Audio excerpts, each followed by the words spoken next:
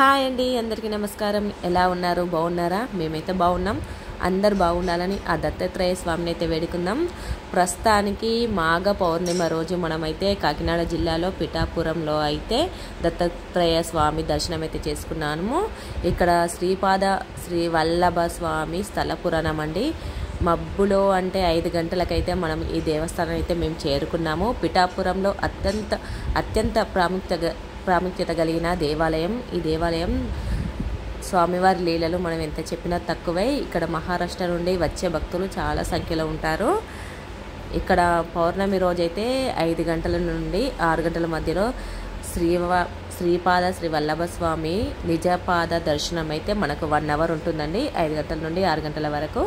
ఇప్పుడైతే మేము ఆ స్వామి పాద దర్శనం అయితే చేసుకోవడానికి అయితే వచ్చాము. అయితే మనకు పౌర్ణమి ముందు అయితే ఇక్కడ స్వామివారిది పల్లకి సేవ ఉంది. ఆ పల్లకి సేవ కూడా మేము చూసాము. మనము ఇక్కడ హారతి కూడా ఉంటుందట. అత్యంత ప్రాముఖ్యత కలిగిన హారతి కూడా ఇక్కడ తీసుకోవడం చాలా అదృష్టంగా భావిస్తుంటారు భక్తులు. మనకు హారతి దర్శనం కూడా అయింది.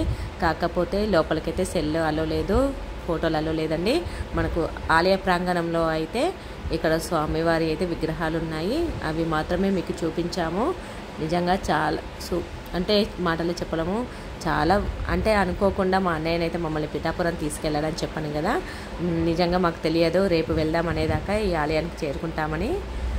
అయితే అన్నయ్య అయితే తీసుకొచ్చాడు. చాలామంది భక్తులు అయితే స్వామివారి దర్శనానికి అయితే వేచి ఉన్నారు. ఇక్కడ మనకు ఆశ్రమంలో కూడా ఫుడ్ పెడతారండి. చాలా బాగుంది. ఇక్కడ మనకు ఇక్కడ స్వామివారు ఉన్నారు. ఇక్కడ చుట్టూ కొబ్బరికాయలు కూడా కడతారండి. వాళ్ళ కోరికలు తీర్చుకోవడం కోసం అయితే మొక్కుకొని ఇలా కడతారు. అలా కట్టిన తర్వాత 3 నెలల్లో వాళ్ళ కోరిక అయితే నెరవేరుతుందట. ఇప్పుడు లోపల చూపిస్తాను. ప్రధాన ఆలయం లోపల చూడండి, చాలామంది భక్తులు అయితే స్వామివారి పల్లకి సేవ అయితే తిలకిస్తున్నారు. నేనైతే దూరం నుండి అయితే వీడియో చూపిస్తున్నాను. చూడండి, అక్కడ స్వామివారిది అయితే పల్లకి సేవ జరుగుతుంది. నిజంగా చాలా అదృష్టం ఉంటేనే మనం ఇక్కడ దత్తాత్రేయ స్వామి దర్శనం అయితే కలుగుతుంది. అది మీకు కూడా చూపించాలనే ఉద్దేశంతో దూరం నుండి అయితే వీడియో చూపించాను. ఇక్కడ కూడా స్వామివారు త్రిమూర్తులు తలలతో మనకైతే దర్శనం ఇస్తారు. దూరం నుండే తీశాను. చూడండి, స్వామివారి దర్శనం చాలా బాగుంది. అంటే పౌర్ణమి రోజు చేసుకోవడం చాలా అదృష్టంగా భావిస్తున్నాను నేనైతే. మీరు కూడా స్వామివారి దర్శనం చేసుకోవాలని ఆశిస్తున్నాను. ఇప్పుడు మనము అన్నదాన సత్రంలో అయితే ఇక్కడ స్వామివారి పాదుకలు ఉంటాయి. సాలగ్రామాలు అనేవి పెద్దవిగా ఉన్నాయి. ఇక్కడ స్వామివారి ఫోటో అండి. స్వామివారి పాదుకలు మళ్ళీ చూపిస్తాను. చూడండి, ఇక్కడ స్వామివారి పాదుకలు, అలాగే సాలగ్రామం అండి. చాలా సంఖ్యలో భక్తులు అయితే స్వామివారి దర్శనానికి అయితే వస్తున్నారు. మరొక పురాతనమైన ఆలయంతో మీ ముందుకైతే వస్తాను. ఉంటానండి. బాయ్.